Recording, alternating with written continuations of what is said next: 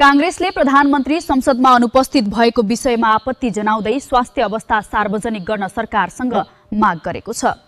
श्रम संस्कृति पार्टीका हर्क साम्पाङले संसदमा प्रधानमन्त्री सक्षम छन् कि छैनन् भन्दै सरकारमाथि प्रश्न उठाएका छन्। संसदको समितिमा सड़क सुरक्षा सुधार गर्न नयाँ प्रविधि, जनशक्ति र कड़ा कानून आवश्यक रहेकोमा सांसदहरूले जोड़ दिएका छन्।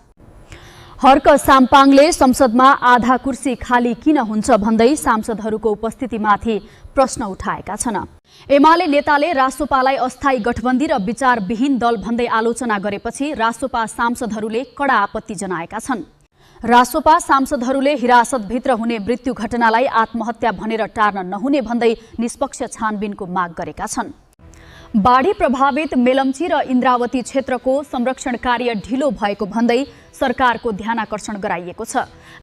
संसदमा पत्रकारलाई रिपोर्टिङ गर्न रोक लगाउन नहुने भन्दै प्रेस स्वतन्त्रताको पक्षमा सांसदहरूले आवाज उठाएका छन्।